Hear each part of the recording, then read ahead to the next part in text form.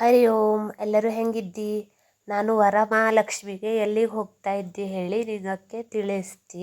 ನಾನು ಫಸ್ಟು ಇಲ್ಲಿ ಶಿರ್ಸಿ ಬಸ್ ಸ್ಟ್ಯಾಂಡಿಗೆ ಬಂದು ಅಲ್ಲಿಂದ ನಂಗೆ ದೊಡ್ಡ ಗಣಪತಿ ದೇವಸ್ಥಾನಕ್ಕೆ ಹೊಂಟಿದ್ದೆ ಹೊಂಟಿದ್ದೆ. ದಾರಿ ಮಧ್ಯೆ ಇಲ್ಲಿ ಗಣಪತಿ ರೆಡಿ ಮಾಡ್ತಾ ಇದ್ದಿದ್ದ, ಅದನ್ನೆಲ್ಲ ನೋಡೋಣಳೆಲ್ಲ ನಿಂತ್ಕೊಂಡ್ಯ. ಇನ್ನೊಂದು ಸ್ವಲ್ಪ ದಿನಕ್ಕೆ ಚೌತಿ ಹಬ್ಬ ಬತ್ತು. ನೋಡಿ ಎಷ್ಟೊಂದು ಗಣಪತಿ ಮಾಡ್ತಾ ಇದ್ದ ಹೇಳಿ. ಒಂದಕ್ಕಿಂತ ಒಂದು ಚಂದ ಇದ್ದು. ಇನ್ನು ಪೇಂಟಿಂಗು ಎಲ್ಲ ಎಂಥದ್ದು ಮಾಡಾಜಿಲೆ, ಜಸ್ಟ್ ಮಾಡಿಡ್ತಾ ಇದ್ದ. ನೋಡಿ ಎಷ್ಟೊಂದು ಚಲೋ ಇದ್ದು ಹೇಳಿ ಗಣಪತಿ. ಹಬ್ಬನೂ ಬಂತು, ಇನ್ನೆಷ್ಟು ದಿನನೂ ಇಲ್ಲೇ. ಸನ್ನಿ ಹ್ಯಾಂಡ್ ಕ್ರಾಫ್ಟ್, ಸನ್ನಿ ಆರ್ಟ್ಸ್ ಹೇಳ ಒಂದು ಇದರಲ್ಲಿ ಗಣಪತಿ ಮಾಡ್ತಾ ಇದ್ದ. ನಿಂಗೆ ಆರ್ಡರ್ ಮಾಡೋದಾರು ಮಾಡಿ ಕೇಳಿ. ದಣಿ ಗಣಪತಿ ಮಾಡಲು ಶುರು ಮಾಡಿದ್ದ. ನಂಗೆ ದಾರಿ ಮಧ್ಯೆ ಕಾಣ್ತು, ನಿಂತ್ಕೊಂಡು ನಮ್ಮನೆ ಪಾಪು ನೋಡೋಣ ಅಂತು. ಹಂಗಾಗಿ ಸ್ವಲ್ಪ ಹೊತ್ತು ನಿಂತ್ಕೊಂಡು ನೋಡಿದ್ಯ ಯಾವ್ಯಾವ ಥರ ರೆಡಿ ಮಾಡ್ತಾ ಹ್ಯಾಂಗೆ ಮಾಡ್ತಾ ಹೇಳಿ. ನೋಡಿ ಎಷ್ಟೊಂದು ಗಣಪತಿ ರೆಡಿ ಮಾಡಿಟ್ಟಿದ್ದಾಳೆ, ಆರ್ಡ್ರ್ ಬಂದಿದ್ದಲ್ಲವ. ಒಂದಕ್ಕಿಂತ ಒಂದು ಚಲೋ ಇದ್ದು. ನಿಂಗೆ ತೋರಿಸ್ತಾ ಇದ್ದಿ ನೋಡಿ. ಎಲ್ಲ ಒಂದು ರೌಂಡ್ ನೋಡಿದ್ಯ ಹೆಂಗೆ ರೆಡಿ ಮಾಡಿದ್ದ ಹೇಳಿ. ನೋಡಿ ಹೆಂಗೆ ರೆಡಿ ಮಾಡ್ತಾ ಇದ್ದಾಳೆ. ಈ ಗಣಪತಿ ನೋಡಿ ಒಂದು 3/4% ಆಜು ರೆಡಿ ಮಾಡಿ ಒಂದಿಷ್ಟು ನೋಡ್ಕೊಂಡು ಹೆಂಗೆ ಮಾಡ್ತಾಳೆ. ಒಂದು 5 ನಿಮಿಷ ವೀಕ್ಷಣೆ ಮಾಡಿದ್ಯ. ರಾಶಿನೇ ಚಲೋ ಇತ್ತು ಗಣಪತಿ, ಒಂದಕ್ಕಿಂತ ಒಂದು ಚಲೋ ಇತ್ತು. ಅಲ್ಲಿಂದ ಸೀದಾ ಹೊರಟಿದ್ದು ನಂಗವು ದೊಡ್ಡ ಗಣಪತಿ ದೇವಸ್ಥಾನಕ್ಕೆ. ಶ್ರಾವಣ ಶುಕ್ರವಾರ ಹೇಳಿ ಒಂದು ಪೂಜೆ ಮಾಡಿಸ್ಕೆ ಬಪ್ಪನಾಳು ಹೊರಟ್ಯ. ಅಲ್ಲೆಲ್ಲ ವೀಡಿಯೋ ಮಾಡಲಕ್ಕ ಆಗ್ದಾಳು ಗೊತ್ತಿತ್ತಿಲ್ಲ, ಹಂಗಾಗಿ ನಾ ಎಂಥದ್ದು ವೀಡಿಯೋ ಮಾಡಿದ್ನಿಲ್ಲ. ನೋಡಿ ಅಲ್ಲಿ ನನ್ನ ಮಗಳಿಗೆ ಹೊತ್ತು ಜೋಳ ಬೇಕು ಅಂತು, ಹಂಗಾಗಿ ಒಂದು ಸ್ವಲ್ಪ ಹೊತ್ತು ನಿಲ್ಲಿಸ್ಕೊಂಡು ಅದು ಜೋಳ ತಿಂತು. ನೋಡಿ ಇಲ್ಲೆಲ್ಲ ತೋರಿಸ್ತಾ ಇದ್ದಿ ಎಷ್ಟೊಂದು ಚಂದ ಚಂದ ಚಿತ್ರ ಬಿಡಿಸಿದ್ದ ಹೇಳಿ. ಅಲ್ಲಿಂದ ನಂಗೆ ಇನ್ನು ಹೊರಟಿದ್ದು ಅಂಬಾಗಿರಿ ದೇವಸ್ಥಾನಕ್ಕೆ. ಕೆಲವಷ್ಟು ಜನಕ್ಕೆ ಈ ಅಂಬಾಗಿರಿ ದೇವಸ್ಥಾನದ ಬಗ್ಗೆ ಗೊತ್ತಿಲ್ಲ, ತುಂಬ ಕಡಿಮೆ ಅನ್ನಿಸ್ತು ನನ್ನ ಪ್ರಕಾರ. ಇಲ್ಲಿ ನವರಾತ್ರಿ 9 ದಿನನೂ ರಾಶಿನೇ ಚಂದ ದೇವಿ ಅಲಂಕಾರ ಮಾಡ್ತಾ ಪೂಜೆ ಇರ್ತು, ಕಾರ್ಯಕ್ರಮ ಇರ್ತು. ನೋಡಿ ನಂಗೆ ಹಿಂಗೆ ಹೊರಟ್ಯ. ದೊಡ್ಡ ಗಣಪತಿ ದೇವಸ್ಥಾನದಿಂದ ರಾಶಿ ದೂರ ಆಗ್ತಿಲ್ಲ, ವರ್ಲ್ಡ್ ರೂಟ್ ಇದ್ದು. ಹಂಗಾಗಿ ನಂಗೆ ಅವು ನಡ್ಕಂಡೇ ಹೋಗ್ತಾ ಇದ್ಯ. ನಡ್ಕೊಂಡು ಅಂಬಾಗಿರಿ ದೇವಸ್ಥಾನಕ್ಕೆ ಹೋಗ್ತಾ ಇದ್ಯ. ನಂಗೆ ಪ್ರತಿ ವರ್ಷ ನವರಾತ್ರಿಯಲ್ಲೂ ಈ ಅಂಬಾಗಿರಿ ದೇವಸ್ಥಾನಕ್ಕೆ ಬತ್ಯ, ಒಂದು ವರ್ಷನೂ ತಪ್ಪಿಸ್ತಿಲ್ಲ. ನಂಗೆ ಇವಾಗ ಶ್ರಾವಣ ಶುಕ್ರವಾರ, ಅದರಲ್ಲೂ ವರಮಹಾಲಕ್ಷ್ಮಿ ಹಬ್ಬ ಹೇಳೋ ಕಾರಣಕ್ಕೆ ಅಲ್ಲಿಗೆ ಹೋಪನ ಹೇಳಿ ಅಂದ್ಕೊಂಡು ಹೊರಟಿದ್ಯ.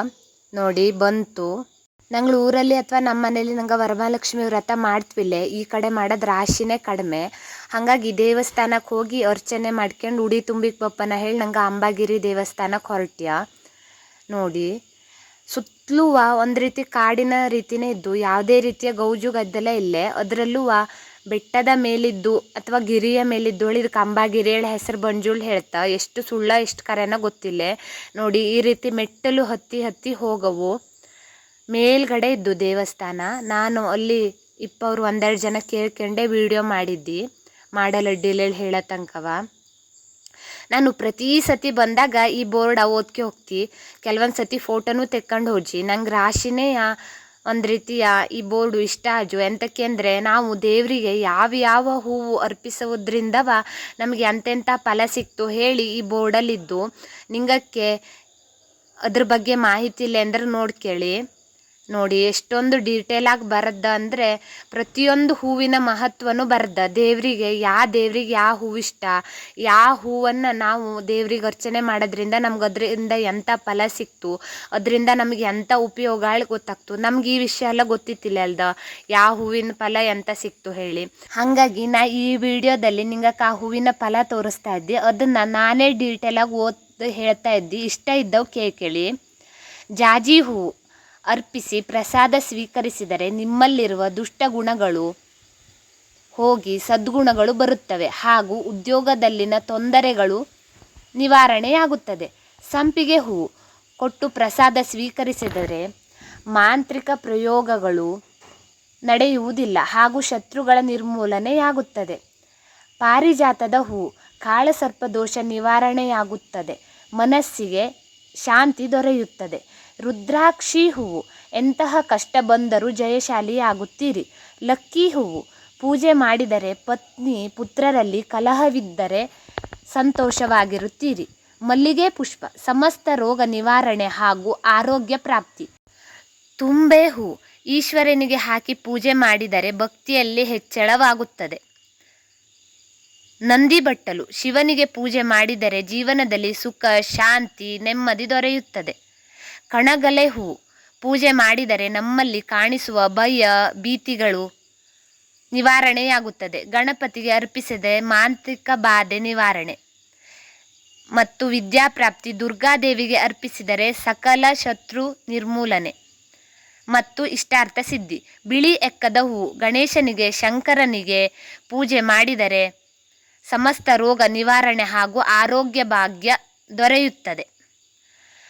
ಪುನ್ನಂಗ ಪುಷ್ಪ, ನಾಗದೇವತೆಗಳಿಗೆ ಪುನ್ನಂಗ ಪುಷ್ಪದಿಂದ ಪೂಜೆ ಮಾಡಿದರೆ ಸರ್ಪದೋಷ ನಿವಾರಣೆಯಾಗುತ್ತದೆ. ಸೂರ್ಯಕಾಂತಿ ಹೂವು, ಸಕಲ ಭಾಗ್ಯ ಪ್ರಾಪ್ತಿ, ಉದ್ಯೋಗ ಪ್ರಾಪ್ತಿ. ಹೋಮದ ಪೂರ್ಣಾಹುತಿಗೆ ಹಾಕಿದರೆ ಐಶ್ವರ್ಯ ಪ್ರಾಪ್ತಿ, ಇಷ್ಟಾರ್ಥ ಸಿದ್ಧಿಯಾಗುತ್ತದೆ. ನೀಲಾಂಬರಿ ಹೂವು, ಈ ಹೂವಿನ ಮಾಲೆಯಿಂದ ಶನೇಶ್ವರ ಸ್ವಾಮಿಗೆ ಪೂಜೆ ಮಾಡಿಸಿದರೆ ಸಮಸ್ತ ವಿಧವಾದ ಶನಿದೋಷ ನಿವಾರಣೆಯಾಗುತ್ತದೆ. ಕಮಲದ ಹೂವಿನಿಂದ ಪೂಜೆ ಮಾಡಿಸಿದರೆ ಶ್ರೀಮಂತಿಕೆ ದೊರೆಯುತ್ತದೆ. ನಂಗೆ ಹೋಪ ತನಕವ ಇನ್ನೂ ಅರ್ಚನೆ ಎಲ್ಲ ಆಗಿತ್ತಿಲ್ಲ, ಮಂಗಳಾರತಿನೂ ಆಗಿತ್ತಿಲ್ಲ. ನಂಗವು ಉಡಿ ತಗೊಂಡು ದೇವ್ರಿಗೆ ಅರ್ಪಿಸಿದ್ಯಾ ನೋಡಿ. ರಾಶಿನೇ ಉಡಿ ಇರ್ತು, ಅದರಲ್ಲೂ ಶುಕ್ರವಾರ ಇಲ್ಲಿ ವಿಶೇಷ ಪೂಜೆನೂ ಇರ್ತು. ನಂಗೆ ಪ್ರದಕ್ಷಿಣೆ ಉಡಿ ಎಲ್ಲ ಕೊಟ್ಟಿಕ್ಕೆ ಒಂದು ಸ್ವಲ್ಪ ಹೊತ್ತು ದೇವ್ರ ಮುಂದೆ ಧ್ಯಾನ ಮಾಡಿದ್ಯಾನ. ಇಲ್ಲೆಲ್ಲ ರಾಶಿ ವಿಡಿಯೋ ಮಾಡಿದ್ನಿಲ್ಲೇ, ವಿಡಿಯೋ ಮಾಡಲು ಅಡ್ಡಿಲ್ಲೇ ತೊಂದರೆ ಇಲ್ಲ ಹೇಳ್ದ. ಆದರೆ ನಾನು ರಾಶಿ ಮಾಡಿದ್ನಿಲ್ಲ ನೋಡಿ. ದೇವಸ್ಥಾನದಿಂದವ ಹೊರಗಡೆ ನಿಂತ್ಕೊಂಡ್ರೆ ವ್ಯೂ ನೋಡಿ ಎಷ್ಟು ಚಲೋ ಕಾಣ್ತು ಹೇಳಿ. ಇಲ್ಲಿ ಪಕ್ಕದಲ್ಲಿ ಒಂದಿಷ್ಟು ಮತ್ತೊಂದು ದೇವಸ್ಥಾನನ ಅಥವಾ ಇದೇ ದೇವಸ್ಥಾನದ ಇನ್ನೊಂದು ಭಾಗನೋ ಗೊತ್ತಿಲ್ಲ, ಆದರೆ ಕಟ್ಟುತ್ತಾ ಇದ್ದ. ನಿಂಗಳ ಕೈಲಾದ ಮಟ್ಟಿಗೆ ಆ ದೇವಸ್ಥಾನಕ್ಕೆ ಸಹಾಯ ಮಾಡಲಾದರೆ ಸಹಾಯ ಮಾಡಿ ನೋಡಿ. ದೇವಸ್ಥಾನದ ಸುತ್ತಲೂ ಯಾವ ರೀತಿ ಇದ್ದು ಹೇಳಿ ಅನ್ನಿಸ್ತು. ಶಿರಸಿಯ ಒಳಗಡೆ ಇದ್ರೂ ಇದು ಶಿರಸಿ ಮಧ್ಯ ಇದ್ದು ಅಥವಾ ಶಿರಸಿಯಲ್ಲಿದ್ದು ಹೇಳೋ ಅನ್ನಿಸ್ವಂಗಿಲ್ಲ. ಯಾವುದೋ ಕಾಡಿನ ಮಧ್ಯದಲ್ಲಿದ್ದು ದೇವಸ್ಥಾನ ಹೇಳಿ ಫೀಲ್ ಕೊಡ್ತು. ಎಂತಕ್ಕೆ ಅಂದರೆ ಯಾವುದೇ ರೀತಿಯ ವಾಹನದ ಗೌಜು ಗದ್ದಲ ಇಲ್ಲೇ. ನಮಗೆ ಧ್ಯಾನ ಮಾಡೋದಾದರೆ, ಮಂತ್ರ ಹೇಳೋದಾದರೆ, ಭಕ್ತಿಯಿಂದ ದೇವ್ರ ಹತ್ರ ಬೇಡಿಕೆ ಎಂಬುದಾದರೆ ಒಂದು ಬೆಸ್ಟ್ ಜಾಗ ಹೇಳಲಡಿಲೆ. ಅದರಲ್ಲೂ ನವರಾತ್ರಿಯಲ್ಲಿ, ಶರನವರಾತ್ರಿಯಲ್ಲಿ ದೇವಿ ಅಲಂಕಾರ ನೋಡೋದು, ಅಲ್ಲಿ ದೇವರಿಗೆ ಪೂಜೆ ಮಾಡೋದು, ದೇವರನ್ನು ಅಲಂಕರಿಸೋದು ಎಲ್ಲ ರಾಶಿನೇ ವಿಶೇಷವಾಗಿ ಇದ್ದು, ಎಲ್ಲಕ್ಕಿಂತ ಹೆಚ್ಚಾಗಿ ಇಲ್ಲಿ ದೇವಿಯ ಸೀರೆ ಕೂಡ ನಮಗೆ ಕಡಿಮೆ ಬೆಲೆಯಲ್ಲಿ ಕೊಡ್ತಾ ಸೀರೆ ಕೂಡ ಸಿಕ್ತು. ದೇವಿಯ ಪ್ರಸಾದ ಹೇಳಿ ಇಲ್ಲಿ ಸೀರೆನೂ ಸಹಿತ ಬಂದ ಭಕ್ತಾದಿಗಳಿಗೆ ಕೊಡ್ತಾ. ದೇವಿಗೆ ಉಡಿಸಿ ಸೀರೆ ಪ್ರಸಾದವಾಗಿ ತಗೊಂಬಲು ಒಂದು ಭಾಗ್ಯ ಬೇಕು. ನಂಗೆ ಪ್ರತಿ ವರ್ಷನೂ ಅಲ್ಲಿಂದ ತಗೊಬಂದ್ಕತ್ಯ. ದೇವಿ ಸೀರೆ ಸಿಗೋದು ಎಷ್ಟು ಭಾಗ್ಯ ಅಲ್ದ ನಮ್ಮದು. ಅದೊಂದು ಪುಣ್ಯ ಹೇಳಲ್ಲೇ ಅಡ್ಡಿಲ್ಲ. ರಾಶಿ ಜನ ಎಲ್ಲ ಬಂದಿದ್ವಿಲ್ಲೇ. ನಂಗವು ಇವತ್ತೇ ಅಲ್ಲಿ ಶ್ರಾವಣ ಶುಕ್ರವಾರದ ಪೂಜೆ ಇದ್ದೋಳು ಅನ್ಕಂಡ್ಯ. ಆದರೆ ನಂಗಳ ಗೆಸ್ ತಪ್ಪಾಗಿತ್ತು. ಮುಂದಿನ ವಾರ ಶುಕ್ರವಾರ ಇದ್ದಡ, ಅಂದರೆ 28ನೇ ತಾರೀಕು ಕಾರ್ಯಕ್ರಮ ಇದ್ದು ಅಂದ. ಊಟ ಕೂಡ ಇರ್ತು ನೋಡಿ. ಪೂಜೆ ಎಲ್ಲ ಮಾಡ್ತಾ ಇದ್ದ. ಹಂಗೇಳಿ ನಿಂಗೆ ಯಾವುದೇ ದಿನ ಹೋಗಲಿ, ಯಾವುದೇ ಶುಕ್ರವಾರ ಹೋಗಲಿ ಪೂಜೆ ಇದ್ದೇ ಇರ್ತೆ. ಆದರೆ ಮುಂದಿನ ಶುಕ್ರವಾರ ವಿಶೇಷ ಪೂಜೆ ಇರ್ತು, ಕಾರ್ಯಕ್ರಮ ಎಲ್ಲ ಇರ್ತು ನೋಡಿ. ಇಲ್ಲಿ ದೇವಸ್ಥಾನ ಕಟ್ಟುತ್ತಾ ಇದ್ದ. ಅದರದ್ದು ಒಂದಿಷ್ಟು ವಿಡಿಯೋ ನಿಂಗಕ್ಕೆ ಮಾಡಿ ತೋರಿಸ್ತಾ ಇದ್ದಿ.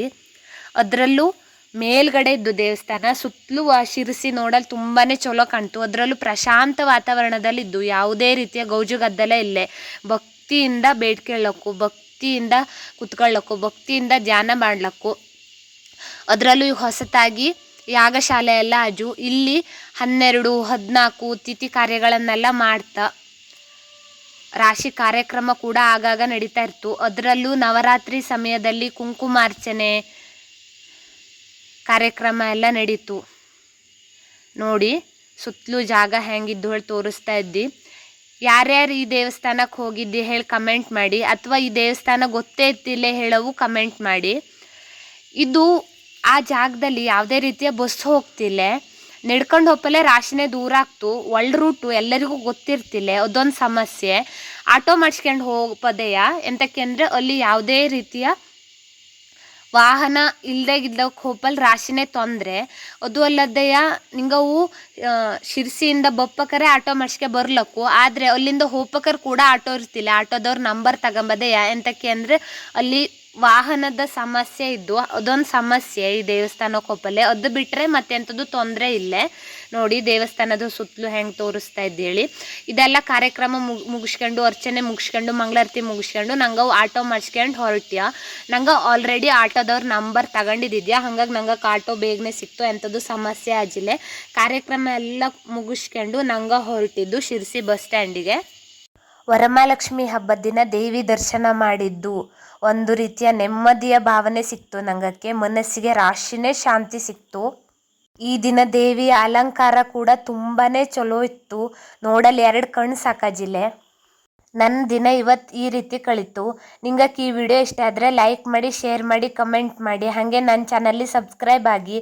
ಇದೇ ರೀತಿ ಅನೇಕ ವಿಡಿಯೋಗಳು ನನ್ನ ಚಾನಲ್ನಲ್ಲಿ ನೋಡಲು ಸಿಕ್ತು. ಎಲ್ಲವನ್ನು ನೋಡಿ ಸಪೋರ್ಟ್ ಮಾಡಿ. Thank you.